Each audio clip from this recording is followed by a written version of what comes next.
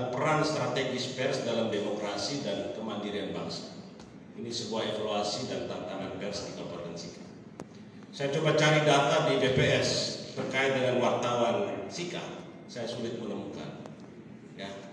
Kemudian saya lari ke Dewan Pers. Nanti Dewan Pers akan memberikan saya data. Nah, ini konsep pers. Nah, di Kabupaten Sika kita berharap bahwa pers berperan menjaga keseimbangan antara pemerintah dan masyarakat. Itu saja dulu, keseimbangan dulu. Ya, jangan sampai berat sebelah. Karena pemerintah memiliki satu kewajiban hakiki untuk membangun masyarakat. Karena itu pers disebut sebagai pilar keempat: eksekutif, ya, legislatif, yudikatif, dan pers. Dan jangan heran saat ini banyak kualitas pegiat media sosial kita itu tidak jauh berbeda dengan kualitas wartawan. Itu persaingan yang sesungguhnya. Catatan reflektifnya adalah bagaimana media massa itu menyajikan berita yang kualitasnya jauh lebih baik daripada cuplikan di media sosial. Bicaralah, wartakanlah yang benar, jangan mewartakan yang tidak seharusnya diwartakan. Bapak Ketua DPR, mari kita terus berdiskusi. Ya, saya akan sampaikan ke Bupati, kita akan tetap kenapa kami punya program kerja adalah pembangunan kolaboratif. Ya, kami punya program sistem pentahelix yang sudah kami, dan itu di dalam itu dari 5 unsur itu ada unsur media ada di sana.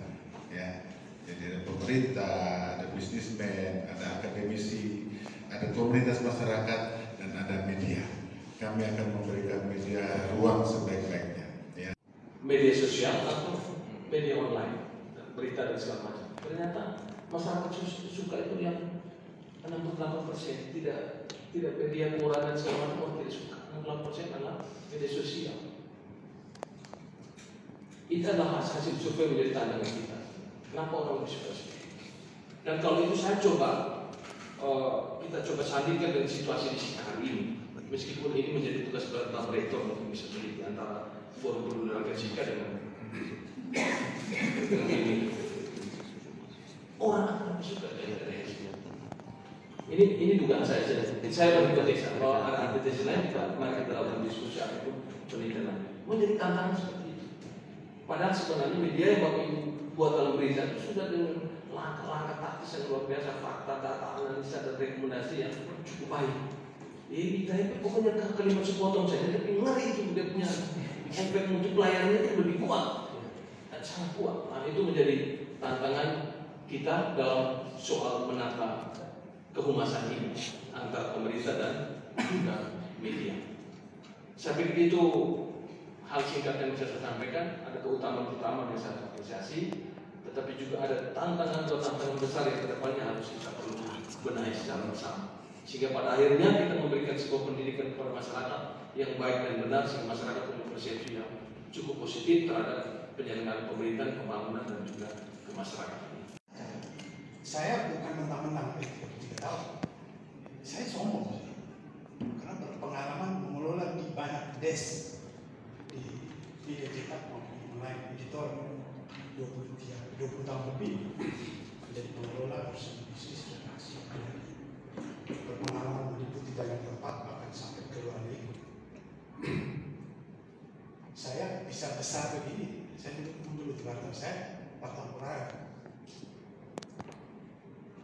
Jadi saya mau bilang begini, sebenarnya profesi saya paling bandel dari profesi. Saya beberapa kali ada senior-senior saya di Jepang maupun di Montpellier, ada kan dia masuk DPR. Saya lebih mencintai pekerjaan. Memang pekerjaan ini tidak mendatangkan uang yang banyak, tapi ada kepuasan. Saya puas itu ketika apa yang saya tulis itu diskusi publik. Itu saja. Ada kebanggaan yang luar biasa ketika dulu waktu masih koran cetak di pasar alat ini. Itu ukuran saya yang paling sederhana bahwa orang Sika itu melek. Orang Sika itu cerdas. Dia pakai hutan lipat, ada ubi kayu pisang di depan dijual di situ, boero segala macam. Ini botol koran yang harga 2.000, 3.000 Puspang. Dia baca koran, sambil nunggu dia baca koran. Tukang ojek, dia mau lihat besok apa pertanyaan, dia akan lihat itu bahasa di sini. Jadi saya begitu bangga dengan profesi ini.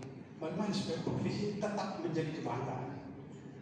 Auranya tetap terjaga. Ya, kita belajar. Kuncinya di sini. Belajar tidak pernah berhenti. Saya apa saja saya baca, kecuali bahasa asing saya tidak tahu saya baca. Apa saja